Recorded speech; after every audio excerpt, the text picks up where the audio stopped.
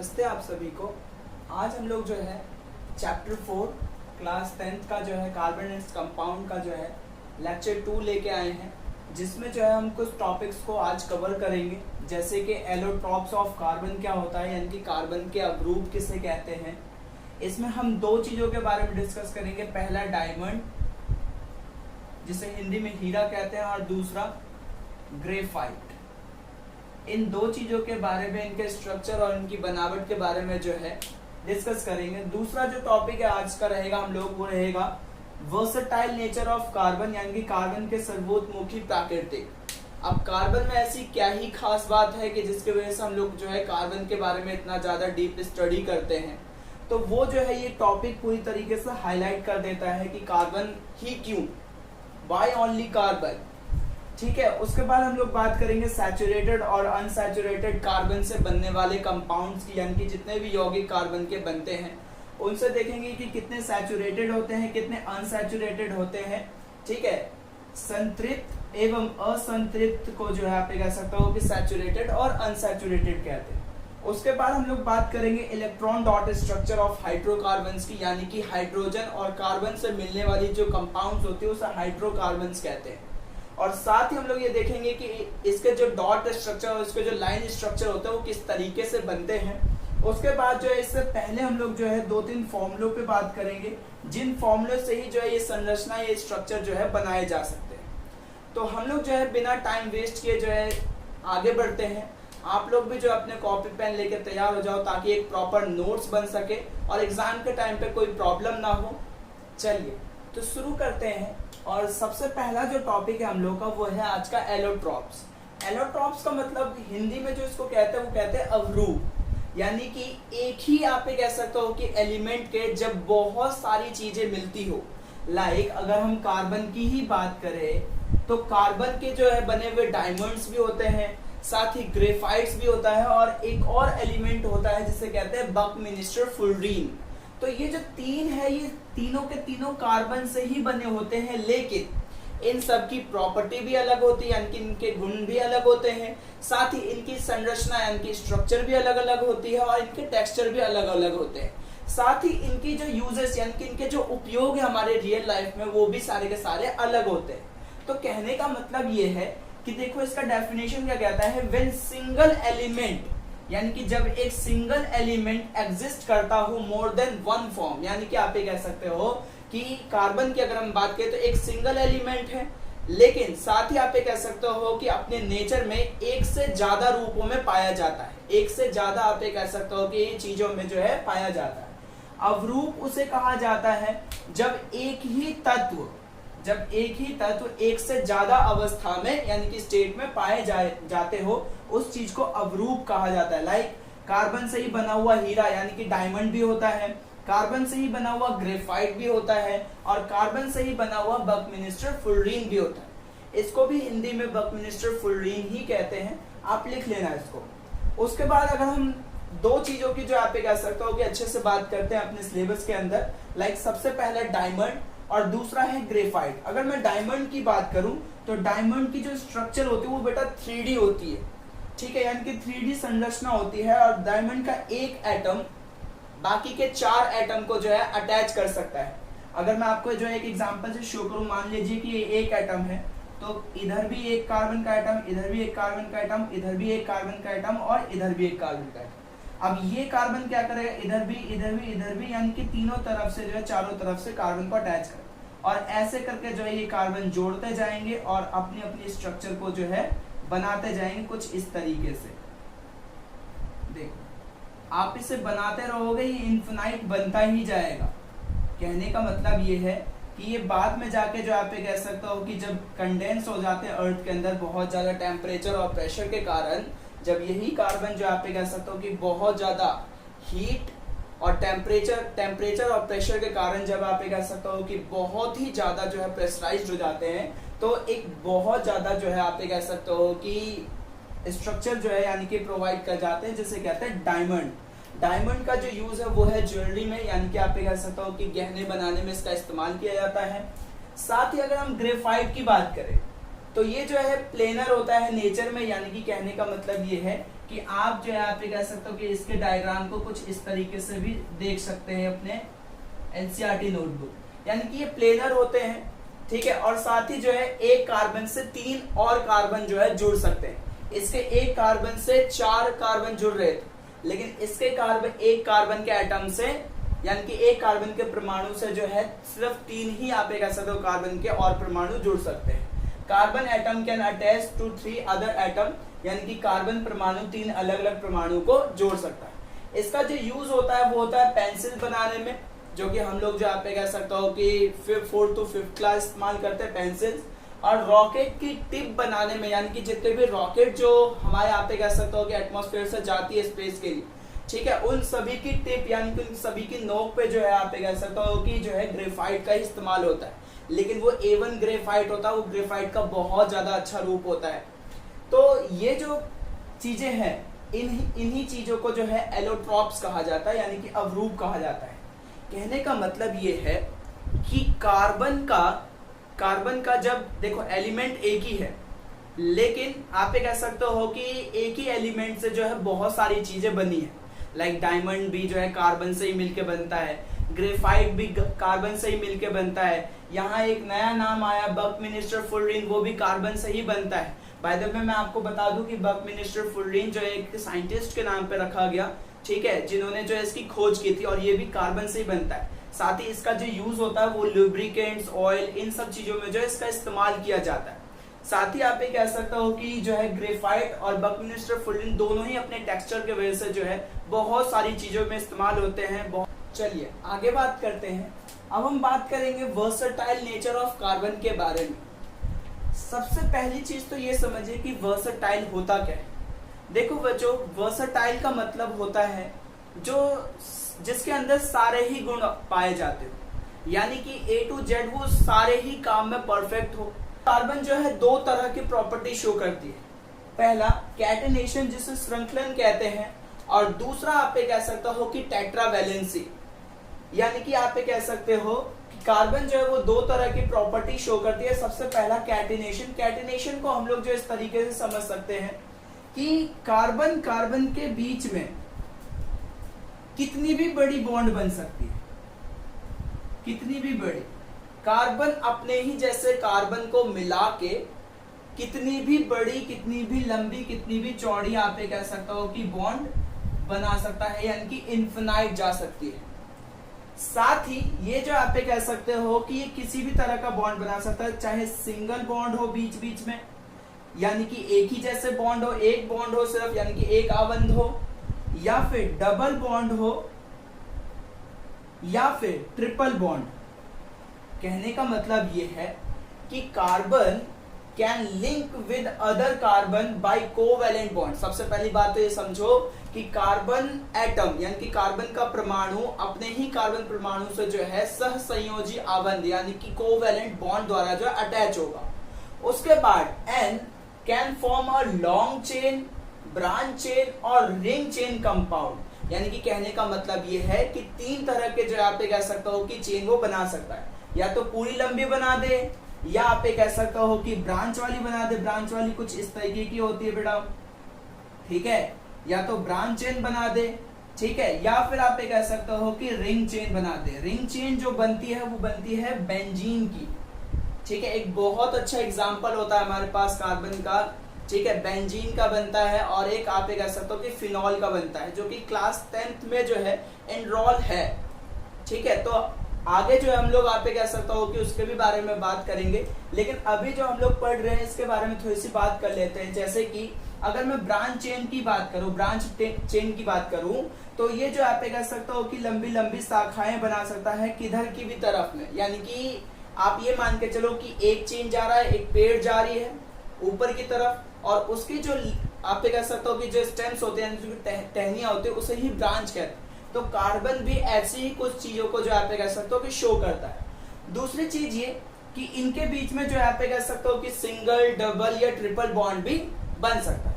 अगर मैं इस चीज को हिंदी में समझाऊं तो हम ये समझ सकते हैं कि कार्बन के परमाणुओं के बीच सहसंयोजी आबंध बनाकर लंबी श्रृंखला या शाखा श्रृंखला या गोल श्रृंखला का निर्माण कर सकता है।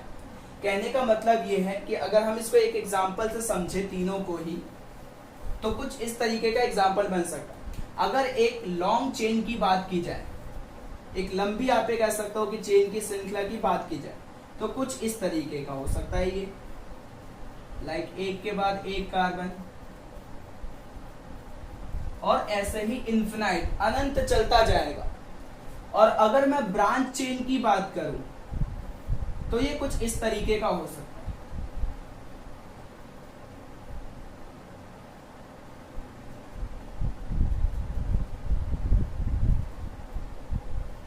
एक और कार्बन जुड़ सकता है यहां से, फिर एक और कार्बन, फिर एक और कार्बन।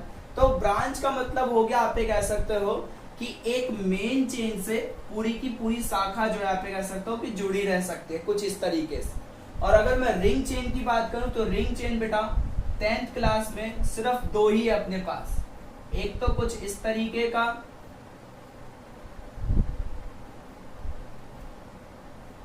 और एक है कुछ इस तरीके का। कहने का मतलब यह है कि ये दोनों ही अलग अलग है। इसको कहते हैं बेंजीन। इसके बारे में भी हम लोग जो आप कह सकते हो कि अभी पढ़ेंगे। और ये जो आपको दिख रहा है ये मिड पॉइंट, यहाँ पे एक कार्बन अटैच है, यहाँ पे एक कार्बन, यहाँ पे एक कार्बन, यहाँ पे एक कार्बन, यहाँ पे एक कार्बन, और यहाँ पे बेंजीन जो होती है जिसका फॉर्मूला होता है C6H6, यानी कि 6 कार्बन के एटम और 6 हाइड्रोजन के एटम को जो है मिला के बेंजीन कहते हैं। ठीक है, यानी कि कहने का मतलब यह है कि लंबी श्रृंखला ये वाली हो गई, शाखा श्रृंखला जो है ये वाली हो गई जहां पे शाखाएं जुड़ जाती है, और गोल श्रृंखला का मतलब हो गया भाई पूरी तरीके से गोल। यह जो है एक द्वि या त्रि आवंत बना सकते हैं, यानी कि हम सब जानते हैं कि कार्बन कार्बन परमाणुओं के बीच में, यानी कि कार्बन कार्बन एटम के बीच में एक बॉन्ड भी हो सकता है, डबल बॉन्ड भी हो सकता है, और ट्रिपल बॉन्ड भी हो सकता है। तो आप लोग जो है नोट करते जाइए। ठीक है, चलिए तो आगे बात करते हैं। अब हम लोग बात करेंगे कार्बन के दूसरे प्रॉपर्टी के बारे में जिसका नाम है टेट्रावैलेंस, यानी कि जिसे हिंदी में जो है चतुसंयोजकता कहते हैं। अब हम सबको पता है कि कार्बन का जो एटॉमिक नंबर होता है, यानी कि जो उसकी परमाणु संख्या है वो है 6, जिसमें से 2 उसके पहले सेल में आ जाता है 2 इलेक्ट्रॉन, और बाकी के 4 जो उसके लास्ट सेल में यानी कि आखिरी कक्ष में जो आ जाते हैं, यानी कि उसके जो पास जो वैलेंस इलेक्ट्रॉन है। कहने का मतलब यह है कि अगर ये कार्बन का एटम है तो उसके पहले सेल में 2 इलेक्ट्रॉन, और साथ ही आप कह सकते हो उसके लास्ट सेल में जो है 4 इलेक्ट्रॉन होते हैं। तो ये जो बच्चों होता है ना, यही आप कह सकते हो कि जितने इलेक्ट्रॉन उसके लास्ट सेल में हो, याद रखना मेरी बातों को, जितने इलेक्ट्रॉन किसी भी एटम के लास्ट सेल में हो यानी कि आखिरी कक्ष में हो, वो उसकी वैलेंसी कहलाती है, यानी कि वो उसकी संयोजकता कहलाती है। संयोजकता का मतलब ही हो जाता है कि भाई अब वो फ्री है दूसरों के साथ बॉन्ड बनाने के लिए। यानी उसके बाद हम लोग बात करते हैं हाइड्रोकार्बन्स के बारे में। अब हाइड्रोकार्बन नाम से ही पता चला, इसे हिंदी में भी हाइड्रोकार्बन ही कहते हैं।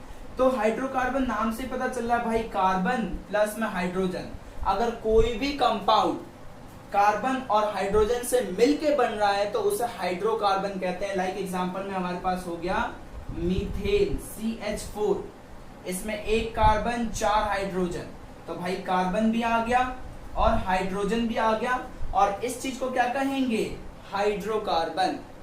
ठीक है, कहने का मतलब ये है कि ऐसे कंपाउंड्स यानी कि those compounds which are form with the help of formed by addition of carbon and hydrogen, यानी कि वो आवंत, वो आप कह सकते हो कि यौगिक जो कार्बन और हाइड्रोजन के संयोजन से बनते हैं, उन चीजों को जो आप कह सकते हो कि हाइड्रोकार्बन कहते हैं। ठीक है, आप इसे नोट कर लीजिए ताकि जो है एक प्रॉपर नोट्स बन सके। अब हम लोग जो है पढ़ने जा रहे हैं कि हाइड्रोकार्बन्स में भी कौन कौन सा हाइड्रोकार्बन सैचुरेटेड होते हैं और कौन कौन से जो हाइड्रोकार्बन होते हैं वो अनसैचुरेटेड होते हैं। देखो बच्चों, हम लोगों ने जो आप कह सकते हो कि 2 तरह की बात करनी है, 2 नहीं वैसे 3 तरह की बात करनी है। सबसे पहले जो आप कह सकते हो कि हम लोग बात करेंगे सैचुरेटेड के बारे में। सैचुरेटेड का मतलब होता है संतृप्त। इन्हें जो आप कह सकते हो कि ज्यादा प्रॉब्लम नहीं होती अपने स्टेट में रहने में। कहने का मतलब यह है कि अपने स्टेट में जो है बहुत ज्यादा स्टेबल पाई जाती है, बहुत ज्यादा स्टेबल, बहुत ज्यादा संतुलित। जैसे कि अगर मैं बात करूं CH4 की, तो इसका जो स्ट्रक्चर बनता है वो कुछ इस तरीके का बनता है। हर एक चीज को एक एग्जांपल से लेके समझते हैं ताकि जो है आप ये कह सकते हो कि प्रॉब्लम ना हो आने वाले समय में। तो आप खुद देखो कि क्या अब ये जो कार्बन है किसी और के साथ बॉन्ड बना सकता है, जबकि ये पहले से ही जो आप ये कह सकते हो कि हाइड्रोजन के साथ कोवेलेंट बॉन्ड फॉर्म करके चल रहा है। यहाँ अगर मैं इसका जो है दो तरह के स्ट्रक्चर बनते हैं बच्चों, पहला होता है लाइन स्ट्रक्चर, ठीक है, और दूसरा होता है डॉट स्ट्रक्चर, यानी कि जिसे बिंदु संरचना भी कहते हैं। इससे कहीं गुना ज्यादा इंपॉर्टेंट डॉट स्ट्रक्चर होता है, क्योंकि एग्जाम में सबसे ज्यादा जो पूछे जाते हैं वो डॉट स्ट्रक्चर ही है। तो हम लोग जो है यहाँ पे कह सकते हो कि हर एक कंपाउंड का पहले लाइन स्ट्रक्चर बनाएंगे, फिर उस हिसाब से डॉट स्ट्रक्चर बनाएंगे, ताकि जो है कोई भी चीज हमसे छूटे ना, कोई भी गलती हमसे हो ही ना, ताकि उसका जो है भुगतान हम लोग को एग्जाम में ना देना। तो भाई मैं जो है आप कह सकता हूँ कि अगर इसका जो है डॉट स्ट्रक्चर बनाने की कोशिश करूं तो कुछ इस तरीके का बनेगा।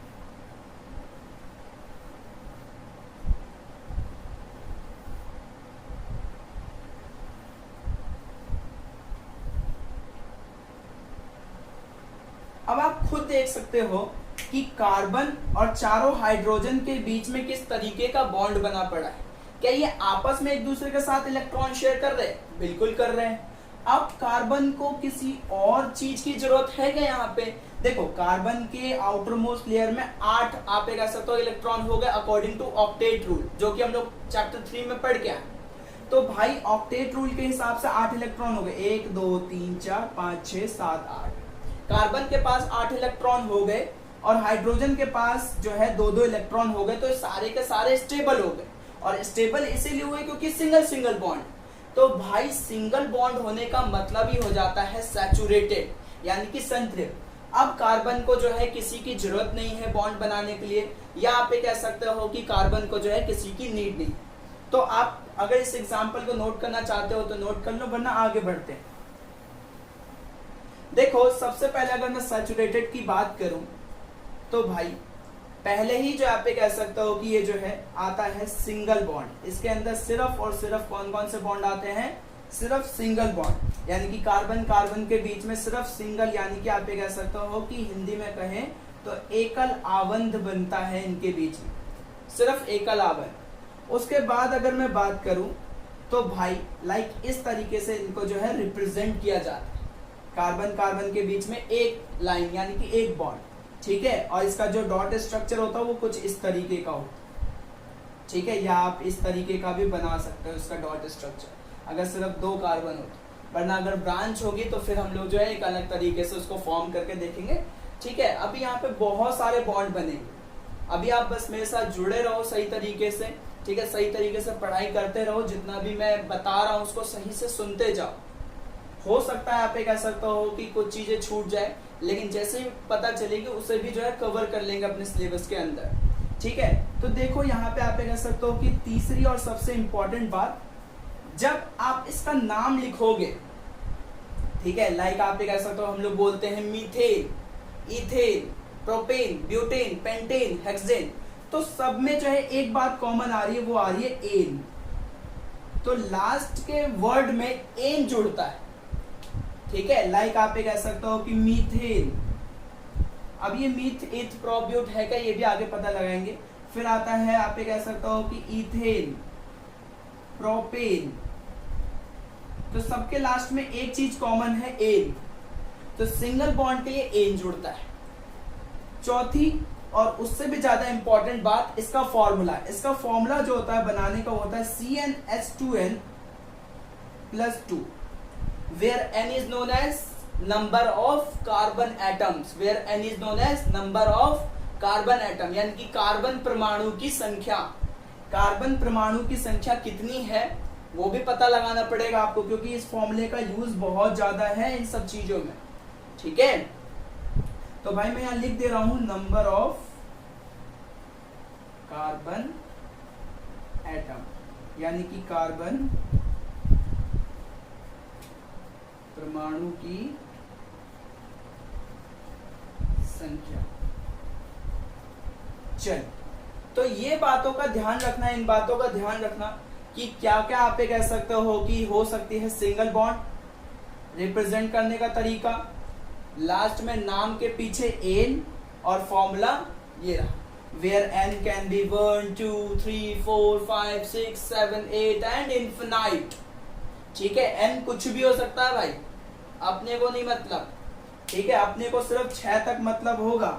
हम क्लास 10th में सिर्फ 6 यानी कि हेक्सेन तक ही पढ़ते हैं। ठीक है, उसके बाद जो आप ये कह सकते हो कि आप 11th और 12th में पढ़ोगे। उसके बाद हम लोग सबसे ज्यादा इंपॉर्टेंट वाली बात कर लेते हैं भाई, जो कि है अनसैचुरेटेड। भाई इसमें हो जाता है प्रॉब्लम। ठीक है, क्योंकि ये हो जाते हैं आप ये कह सकते हो कि असंतृप्त यानी कि अनस्टेबल। ये क्या करते हैं, आपस में डबल बॉन्ड बनाते हैं, अपनी एक जगह खाली करते हैं और किसी और को भी जो आप ये कह सकते हो कि अपनी बॉन्डेशन में जो है आने की जगह दे देते हैं। यानी कि अगर कंपेयर किया जाए तो सिंगल बॉन्ड के मुकाबले डबल और ट्रिपल बॉन्ड ज्यादा अनस्टेबल है। मेरी बातों को ध्यान से सुनना, सिंगल बॉन्ड के मुकाबले डबल और ट्रिपल बॉन्ड जो होती है वो ज्यादा अनस्टेबल होते हैं, यानी कि ज्यादा आप ये कह सकते हो कि असंतुलित होती है। अब वो कैसे, वो अभी पता चल जाएगा। इधर लिखो डबल बॉन्ड यानी कि द्विआबंध, इसे द्विआबंध कहते हैं बेटा, और इधर लिखो ट्रिपल बॉन्ड यानी कि त्रिआबंध। ये लेक्चर हिंदी और इंग्लिश दोनों में ही रहने वाला है प्रॉपर तरीकों से, ताकि हिंदी मीडियम के भी बच्चे पढ़ सके और इंग्लिश मीडियम के भी बच्चे पढ़ सके। जितने भी बच्चे मेरे से जुड़े हुए हैं वो दोनों ही मीडियम में है, तो इसीलिए जो आप ये कह सकते हो कि कोई भी बच्चा टेंशन ना ले। ये जो लेक्चर होंगे, जो प्रॉपर नोट्स होंगे, ये दोनों मीडियम में ही प्रोवाइड कराए जाएंगे आपको। ठीक है, तो अगर मैं बात करूं आप ये कह सकते हो कि डबल बॉन्ड और ट्रिपल बॉन्ड की, तो भाई इसे जो आप ये कह सकते हो कि पहला तो आपको पता ही चल गया होगा कि भाई ट्रिपल बॉन्ड और डबल बॉन्ड कहते हैं। इनका जो रिप्रेजेंट करने का तरीका होता है लाइन और डॉट स्ट्रक्चर, वो कुछ इस तरीके का होता है। ठीक है, और आप ही कह सकते हो कि इनके जो नाम के जो पीछे आता है वो आता है इसके इन, और इसके आता है, सॉरी, इसको इस तरीके से रिप्रेजेंट करते हैं। ठीक है, और इसके नाम के पीछे लगता है आई, वाइन, वाइन वो वाली वाइन नहीं। ठीक है, like methyne, propyne, butyne, pentyne, hexyne. ठीक है, इस तरीके से हेप्टाइन, ऑक्टाइन, नोनाइन और डेकाइन। ठीक है, इसके लगता है इथीन, आप ये कह सकते हो कि propene, butene, pentene, hexene, heptene, octene, nonene. ठीक है, इस तरीके से, और डेकिन। तो भाई इसका जो फॉर्मूला होता है वो होता है CnS2n। ठीक है, और इसका जो फॉर्मूला होता है वो होता है CnS2n-2। ठीक है, तो ये बातें जो है वो याद रखना, और ये एक बहुत याद रखने वाली बात है कि ये दोनों ज्यादा अनस्टेबल होते हैं इसके मुकाबले, सिंगल बॉन्ड के मुकाबले, यानी कि सिग्मा बॉन्ड के मुकाबले। आप ये भी बोल सकते हो कि सिग्मा बॉन्ड के मुकाबले पाई बॉन्ड ज्यादा अनस्टेबल होते हैं। अगर अनस्टेबल की लिस्ट में अगर आप ये कह सकते हो कि सबसे पहला नाम आता है तो वो आता है ट्रिपल बॉन्ड का। ट्रिपल बॉन्ड सबसे ज्यादा अनस्टेबल है, यानी कि सबसे ज्यादा असंतुलित है। उसके बाद आप ये कह सकते हो कि डबल, उसके बाद मतलब सिंगल तो है ही नहीं, अनस्टेबल बिल्कुल भी नहीं होता सिंगल। ठीक है, तो आप इस बातों को जो है नोट कर लीजिए, ताकि चलिए बच्चों आगे बात करते हैं। अब हम लोग देखते हैं कि जो अभी मैं बोल रहा था मीथेन, प्रोपेन, ब्यूटेन, पेंटेन, ये है क्या। ठीक है, अब अगर मान के चलो कि कहीं पे भी एक कार्बन है, यहाँ C रिप्रेजेंट कर रहा है कार्बन को, आप लोग कहीं साइड में लिख लेना इस चीज को कि C इज रिप्रेजेंट कार्बन। ठीक है, तो भाई अगर एक कार्बन हो तो मिथ। ठीक है, हिंदी में लिखते हैं मिथ। ठीक है, अगर दो कार्बन तो इथ, यानी कि इस तरीके से। 3 कार्बन हो तो प्रोप, 4 कार्बन हो मिथ, इथ, प्रोप, ब्यूट। बट मत बोलना इसको, ठीक है, इसको ब्यूट बोला जाता है।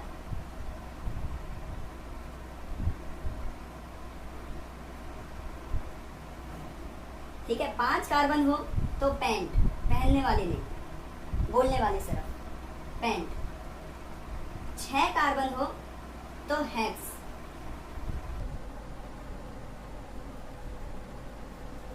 अगर देखो हम लोग के सिलेबस में सिर्फ 6 तक, 10 तक जो है कोई भी चीज सिर्फ 6 तक है। आप 6 तक ही डबल, ट्रिपल, सिंगल, डबल, चाहे हेलोजन ग्रुप को जोड़ो, चाहे फंक्शनल ग्रुप को जोड़ो, चाहे किसी भी ग्रुप को जोड़ो, सिर्फ आपको 6 तक ही मिलेगा देखने को, 6 से ज्यादा नहीं।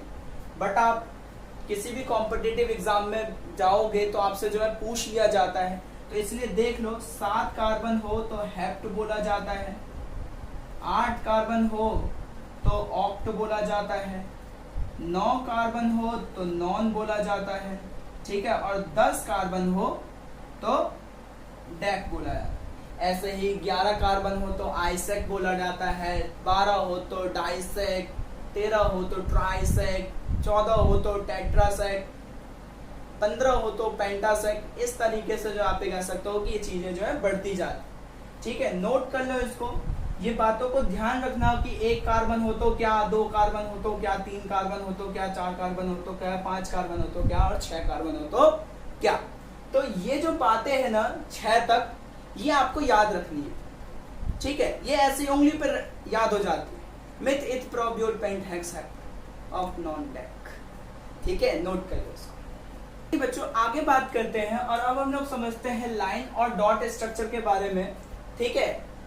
मैं आपको जो है कुछ एग्जांपल समझाऊंगा, कुछ होमवर्क में दूंगा, तो उन्हें जो आप कह सकते हो कि आराम से, ठीक है, और शांति मन से बनाना।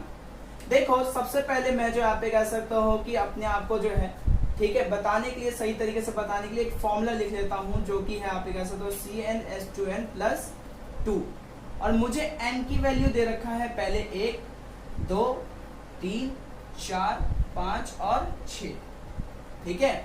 6 ही तक बात करेंगे, उससे ज्यादा नहीं।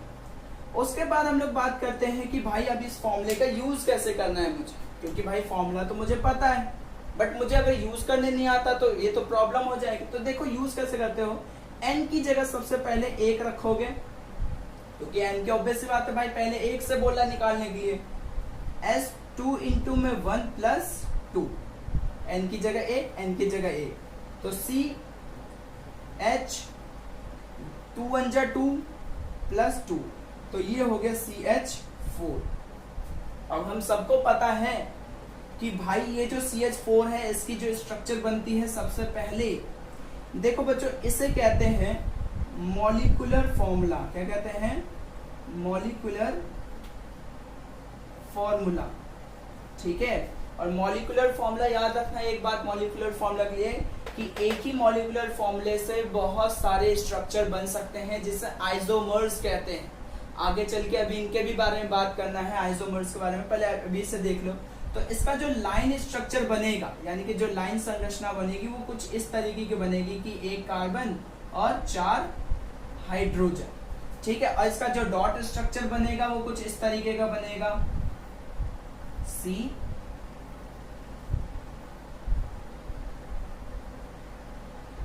और हाइड्रोजन के जो इलेक्ट्रॉन उसको बिंदु से दर्शाना, ठीक है।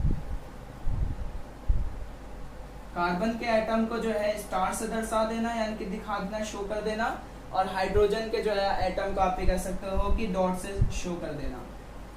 और ये कुछ इस तरीके का जो है इनका आप ये कह सकते हो कि डॉट स्ट्रक्चर और लाइन स्ट्रक्चर बनता है। हाइड्रोजन के भी पास 2 इलेक्ट्रॉन, सारे हाइड्रोजन के पास 2 इलेक्ट्रॉन, और कार्बन के पास पूरे 8 इलेक्ट्रॉन। तो इस तरीके से म्यूचुअल शेयरिंग भी हो रही है, बॉन्ड भी बन रहा है, लाइन स्ट्रक्चर भी बन रहा है, और डॉट स्ट्रक्चर भी बना है। साथ ही इसका जो है नाम पूछता है आपसे। अब नाम कैसे बनाओगे वो ध्यान से सुनो। देखो 1 कार्बन है, 1 कार्बन का मतलब हो जाता है क्या?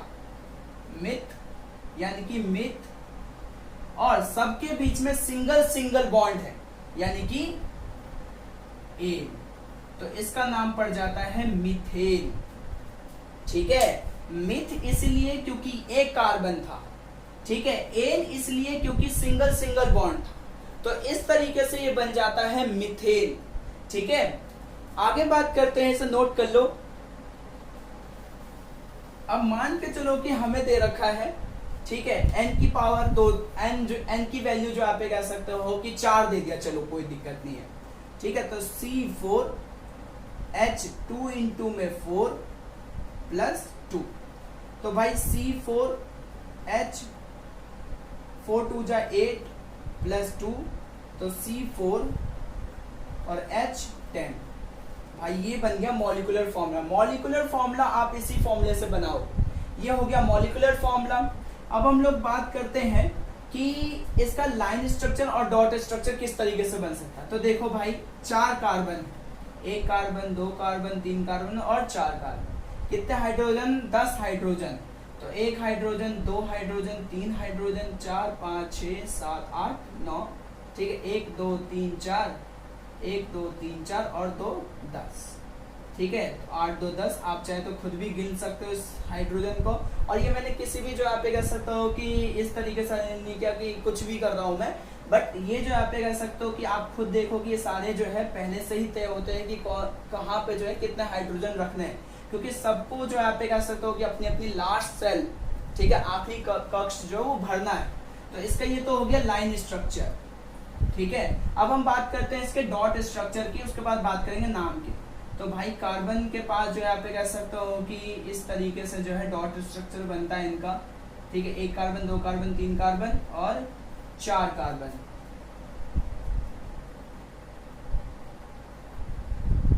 ठीक है। हाइड्रोजन के एटम को किस तरीके से शो करोगे, बूंदी बना के, और कार्बन के एटम को, इलेक्ट्रॉन को, सॉरी माफ करना, इलेक्ट्रॉन को किस तरीके से शो करोगे, स्टार बना के।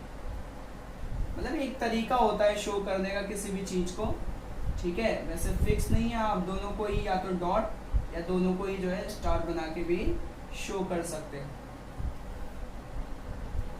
देखो बच्चों, ये जो कॉन्सेप्ट है ना, ये ऑर्गेनिक का कॉन्सेप्ट है और इसको समझने में टाइम लगेगा। आप ये मत सोचना कि जो है एक आध जो आप कह सकते हो कि बार देख लिया वीडियो को और जो है हो गया, ऐसे नहीं चलता। यहाँ पे जो है बहुत सारी चीजें जो आप कह सकते हो कि होती है, ठीक है। ये ऑर्गेनिक का पार्ट है और एक बहुत छोटा सा पार्ट है ऑर्गेनिक का, जिसे हम लोग को 10th में भी सीखना है और भी बहुत सारी क्लासेस में जो आप कह सकते हो कि ऑर्गेनिक जो है कभी कभार परेशान भी करते हैं, बट टेंशन नहीं लेना है, ठीक है। इस तरीके से जो आप कह सकते हो कि इसका डॉट स्ट्रक्चर बनता है।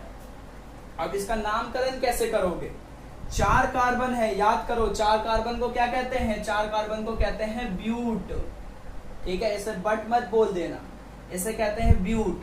भाई सबके बीच में कौन सा बॉन्ड, सिंगल बॉन्ड, तो एन, तो ये बन जाता है ब्यूटेन, ठीक है। तो इस तरीके से आप जो है आप लोग बना के रखना, ठीक है। होमवर्क लेते जाओ, आप बनाना मीथेन मैंने बना दिया, ब्यूटेन मैंने बना दिया, आप बनाना इथेन, ठीक है, विथ इट प्रोपेन,